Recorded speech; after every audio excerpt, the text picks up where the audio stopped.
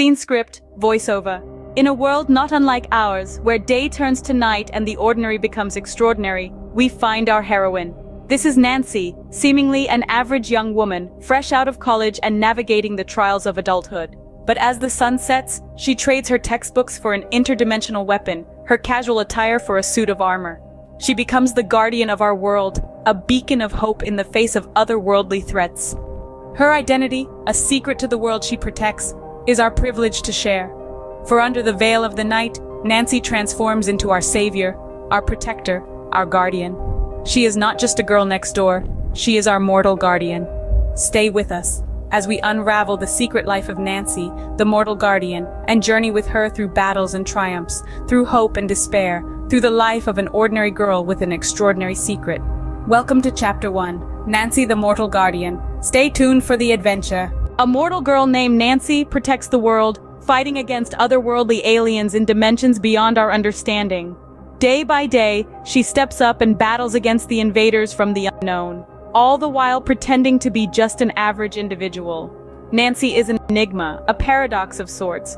On one hand, she's just a normal graduate girl, fresh out of college with dreams and aspirations. She carries a backpack filled with textbooks, attends job interviews, and even finds time to hang out with her friends at a local cafe. With her casual attire and gleaming smile, one could easily mistake her for a regular girl next door. But once the sun dips beneath the horizon and the moon takes its place, marking the arrival of the night, Nancy transforms. She metamorphoses not into a creature of the night, but into a beacon of hope, a symbol of resilience. Her eyes, once filled with youthful mirth, now glimmer with steely determination. Her hands, previously delicate and tender, now hold a power capable of vanquishing interdimensional foes. Since her childhood, Nancy has been standing guard, defending the world from unseen threats. Her battles are a secret saga, hidden from the unsuspecting eyes of the people she protects. She grapples with the uncertainty of a world unknown, questioning her role and purpose. She is fueled by an unyielding spirit and an unwavering resolve, traits she has honed over the years. Her journey is a testament to her strength and willpower, a testament to the mortal girl who battles aliens from other dimensions. Despite the perils and the constant danger lurking in the shadows, Nancy displays kindness in the face of adversity. Her heart, though hardened by the countless battles, still beats with warmth and compassion. She is also brave, facing every challenge head-on with an audacity that is both inspiring and admirable. She is very kind and brave. The hero named Har has liked Nancy since childhood. His affection for Nancy began when they were just innocent kids, barely old enough to tie their own shoes. He was a little boy, lost, abandoned by his stepmother on the forgotten, nameless streets of the city they called home. The world then was too big, too for a little soul his age. But then, Nancy came into his life. A beacon of kindness and compassion she was. She was different from all the adults he had known, the ones who had only shown him the harshness of existence. He remembered how she, with her soft little hands, reached out to him, in an alleyway dimly lit by a solitary streetlight. Her tender eyes were full of worry, yet determination as she held his hand, promising to stay with him, to protect him. The night was cold, the buildings around them unforgiving walls of stone and brick, but she was there. She stayed there. Nancy, the girl with sunflower earrings, stayed with him all through the long, chilling night. Theirs was not a fairy tale. There were no magic wands nor fairy godmothers, but that night, under the night sky, they made their own fairy tale. Of friendship, of kindness, and of a bond forged in the fires of hardship. They huddled together, sharing stories and dreams, their laughter echoing in the otherwise silent street. But then, as dawn broke, leaving behind a symphony of orange and pink hues, Nancy disappeared. The echoes of their laughter faded, replaced by a deafening silence. His only savior, his best friend, was gone, with no trace, no goodbye, only a memory and a broken promise. In Har's dreams, this story comes every day. In the technologically advanced world of today, a man named Har boasts the prestigious title of CEO of Enigma, a company recognized as the most successful in the business landscape. Har is not your ordinary business magnate. He operates beyond spreadsheets and boardroom meetings, and his life is not solely focused on quarterly reports or strategic acquisitions. However, despite his remarkable success in the corporate world, Har's personal life tells a strikingly different tale. Har, with all his worldly success, has never experienced the intoxicating sweetness or the wrenching pain of love. He is a man who has seen countless sunsets, yet his heart remains untouched by the warmth of romantic affection. This peculiar absence of romantic experiences makes him a fascinating individual. This paradoxical world of richness and poverty, of the profusion of material wealth and the dearth of emotional attachment, is the world Har lives in. His heart, however, remains hopeful. Somewhere in the depths of his soul, he aspires to find a particular childhood girl, a girl whose memory is delicately woven into the fabric of his past. This girl, whose name he may not even remember, is etched in his heart like a song stuck in time. The anticipation of meeting his childhood friend, the longing for her presence, slowly and steadily transforms into a crush. He finds himself hopelessly drawn to the faded memory of her innocent smile, her laughter echoing in his mind, filling his thoughts. This gentle infatuation gradually matures into something more profound, more complicated. It is a crush that is born out of nostalgia, nurtured by separation, and blossoming amid hope. In the present day, Har is the CEO of Enigma, the most successful company, and he has never fallen in love. He hopes to find that childhood girl, which eventually turns into a crush. One morning, on her usual commute to work, Nancy encounters an unfortunate incident. She was walking down the familiar path, the same path she had taken for years, when suddenly she trips and gets badly injured.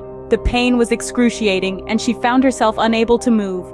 In an odd twist of fate, she found herself sitting on the exact spot where Har had been left alone, abandoned, all those years ago on this very same street. The irony of the situation was not lost on her as she struggled to find help. The street was deserted, and only echoes of her cries could be heard.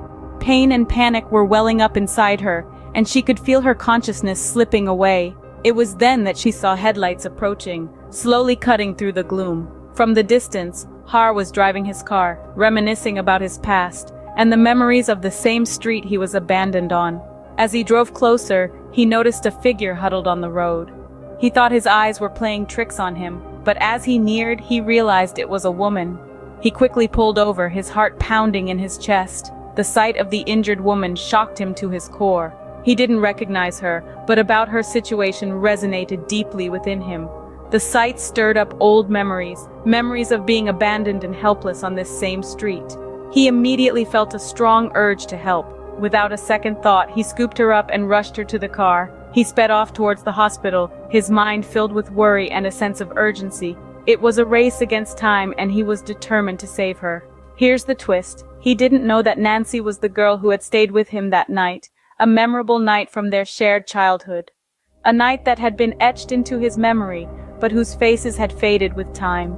This revelation would come later. Now, he was just a good Samaritan, helping a person in need. In the end, he manages to get her to the hospital in time, saving her from the brink of danger. A chance encounter that connected their pasts and would inevitably intertwine their futures. After her recovery, Nancy discovers that it was Har who had rescued her. This revelation was unexpected for her, as Har was often a quiet, reserved figure in her life.